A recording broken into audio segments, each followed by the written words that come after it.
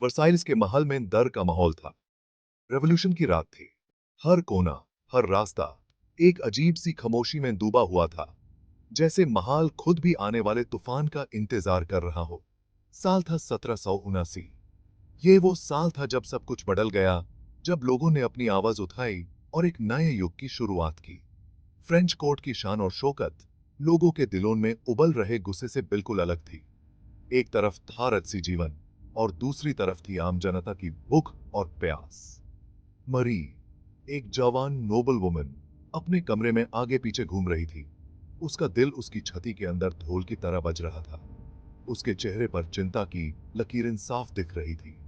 उसकी आंखें डर से भारी कमरे के कोने में बने परछाइयों पर जा रही थी। उसका दिमाग पिछली 2 रातों में देखी गई दर्दनाक चीजों को याद कर रहा था।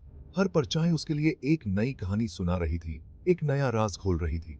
पियर, एक जवान आर्टिस्ट, ने उसे सच दिखाया था। उसने मरी को वो चीजें दिखाई थी जो आम नजर से छुपी हुई थी, जो सिर्फ कुछ ही लोग जानते थे। वो महाल सिर्फ पावर की जगह नहीं था, वो एक राजदार जगह थी, जहां हर दीवार के पीछे एक कहानी छुपी थी। वो एक प्रचंड बुराई की जगह था, एक ऐसी जगह जहां सदियों से छुपी हुई शक्तियां अपना असर दिखाती थी। परछाइयों ने बात की थी, उन्होंने अपनी कहानियां सुनाई थी, अपने राज खोले थे। उन्होंने यूज वर्साइल की सोने की परत के नीचे छुपी एक भयानक सच की झलक दी थी। एक ऐसा सच जो सबको हिला कर रख दे। सदियों पहले किया गया एक वादा, एक ऐसा वादा जो आज भी अपना असर दिखाता था। वक्त जितनी पुरानी, एक शक्ति के साथ एक वादा, एक ऐसी शक्ति जो हर चीज को अपने कब्जे में कर सकती थी, एक शक्ति जिसको खून और तबाही चाहिए थी। मरी कांप गई। उसके चेहरे पर डर साफ दिख रहा था, जैसे उसने अपनी आंखों से मौत को देखा हो। उसे दूसरों को चेतावनी देनी थी। उसके पास वक्त कम था और उसे सबको इस भयानक सच से अवगत कराना था। उन्हें भागना होगा उससे पहले कि परछाइयां उन सब को निगल जाए। हर पल के साथ खतरा बढ़ रहा था और उन्हें जल्दी करनी थी। लेकिन उसकी बात कौन मानेगा? कौन उसके शब्दों पर विश्वास करेगा, जब सब अपने ही दुख और दर्द में डूबे हुए थे?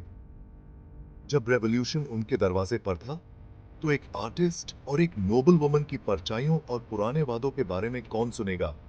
उन्हें अपनी लड़ाई खुद लड़नी थी, अपने रास्ते खुद ढूंढने थे। पियर महल के कॉरिडोर्स में भागा। उसके कदम भारी थे, जैसे हर एक कदम उसके भय को और गहरा कर रहा हो।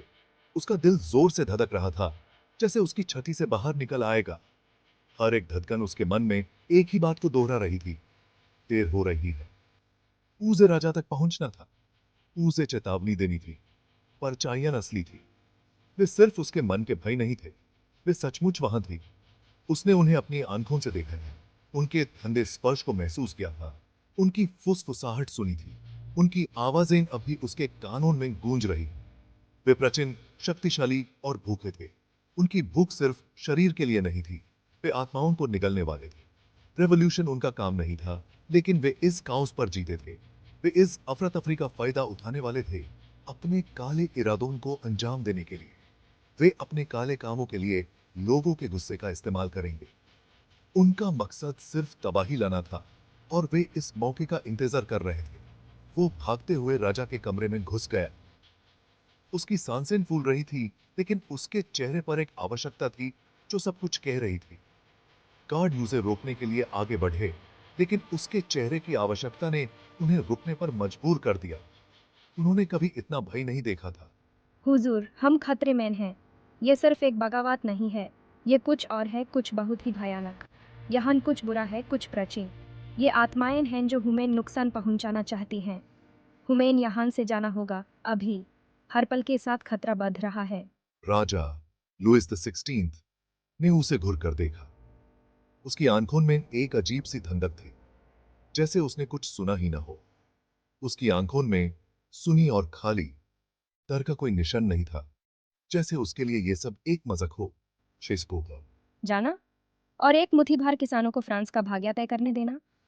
बकवास। यह सिर्फ एक अफवाह है और कुछ नहीं। पियर की रीढ़ की हड्डी में ठंडक दौड़ गई। उसने अपनी पूरी कोशिश की थी, लेकिन राजा ने उसकी बात को नजरअंदाज कर दिया। राजा ने उसकी बात पर विश्वास नहीं किया। उसने अपने हाथ से इशारा किया, जैसे ये सब बेकार की बातें हो। वो अपनी शक्ति के नशे में, अपने अहंकार में इतना अंधा था कि यूजर्स खतरे का आभास ही नहीं था जो परछाइयों में छुपा था। उसने अपने आप को अविनाशी समझ लिया था, लेकिन सच्चाई कुछ और ही थी। मरी ग्रैंड हॉल में इकट्ठा हुए रईसों के बीच खड़ी थी। चारों तरफ घबराहट का माहौल था। हर कोई डरा हुआ था। बाहर क्रांतिकारियों के नारे रात में गूंज रहे थे, जैसे कोई तूफान आने वाला हो। लेकिन अंदर दरबारियों ने नाचते हुए उस तूफान से बेखबर जो आने वाला था। मरी ने कमरे में देखा। उसकी नजरें पियर को ढूंढ रही थीं। उसने उससे मिलने का वादा किया था, इससे पहले कि बहुत देर हो जाए, एक साथ भागने का। लेकिन वह कहीं नहीं मिला, जैसे वह गायब हो गया हो। संगीत भूल गया। उसका हंसमुख राग उस डर के खिलाफ झकझोर रहा था जो मरी के अंदर घुस गया था। कमरे के कोनों में परछाइयां लय के साथ लिखती हुई और स्पंदित होती हुई प्रतीत होती थीं। किक्की अस्सी ही के रूप बड़े अधिक परिभाषित होते जा रहे थे। उसने उन्हें अब देखा, पहले से ज्यादा साफ और डरावना। लंबी कंकाल की आकृतियां अंधेरे में लिपटी हुई हैं। उनकी आंखें द्वेषपूर्ण इरादे से चमक रही हैं। उसके दिल में ठंड का खौफ समा गया। वे यहां थे और वे अब छिप नहीं रहे थे, वे सामने आ रहे थे। पियर महल के आंतों के भीतर एक छिपे हुए कक्ष में ठोकर मार गया। यह एक ऐसा स्थान था जिसे सदियों से किसी ने नहीं देखा था। एक गुप्त कक्ष जो समय की धूल में खो गया था। धूल भरी मेज पर प्राचीन ग्रंथ बिखरे पड़े थे, जैसे कि वे किसी प्राचीन रहस्य को छुपा रहे हों जो अब प्रकट होने वाला था। उनके पन्ने गुप्त प्रतीकों और द्रुत चित्रों से भरे हुए थे, प्रतीक जो किसी अज्ञात शक्ति की ओर इशारा कर रहे थे। उसने भाषा को पहचान लिया। लैटिन, एक ऐसी भाषा जो अब केवल विद्वानों और पुरातत्वविदों द्वारा समझी जाती है। प्राचीन रस्मों और निषिद्ध ज्ञान की भाषा। वह पढ़ने लगा और हर शब्द के साथ उसे ऐसा लगा जैसे वह किसी अंधेरे रहस्य में और गहराई से डूबता जा रहा हो। हर गुजरते शब्द के साथ उसका खून बर्फ में बदल रहा था। उसे एहसास हुआ कि वह जो पढ़ रहा था वह केवल एक कहानी नहीं थी, बल्कि एक भयानक सच्चाई थी। ग्रंथों में एक समझौते की बात की गई थी, एक ऐसा समझौता जो मानवता के लिए विनाशकारी हो सकता था, जो सदियों पहले एक हताश फ्रांसीसी सम्राट और अपार शक्ति की एक संस्था के बीच हुआ था। यह एक ऐसा समझौता था जिसने पूरे साम्राज्य को बदल दिया था। इकाई, अंधेरे और अराजकता का प्राणी, जिसने अपने वादों के बदले में आत्माओं की मांग की थी, ने बलिदान के बदले में समृद्धि और प्रभुत्व का वादा किया। एक रक्त बलिदान जो हर शताब्दी में दोहराया जाता था।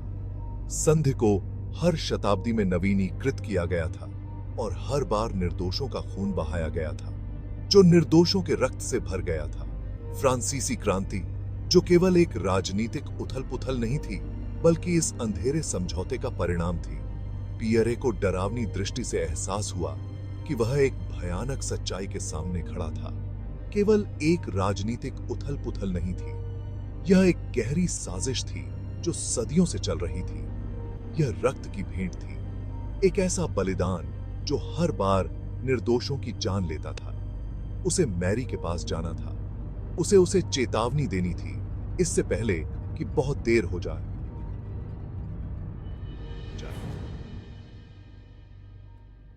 उसे चेतावनी देनी थी। वह जानता था कि अगर उसने जल्दी नहीं की तो वे सब बर्बाद हो जाएंगे। परछाइयां केवल राजशाही के लिए खतरा नहीं थीं, वे हर किसी के लिए खतरा थीं जो इस महल के भीतर था। वे महल की दीवारों के भीतर सभी के लिए खतरा थे। हर कोने में, हर छाया में एक अंधेरा छिपा हुआ था। समय आ गया है, खून बहेगा। यह एक चेतावनी थी, एक भविष्यवाणी जो अब सच होने वाली थी। पियर का दिल दौड़ गया। उसे पता था कि समय बहुत कम था। परछाइयां करीब आ रही थीं। वे हर कदम पर उसके पीछे थीं। उसे जल्दी से काम करना था, नहीं तो वे सब बर्बाद हो जाते। उसे एमी की है इस अंधेरे रहस्य को उजागर करना था, इससे पहले कि बहुत देर हो जाए।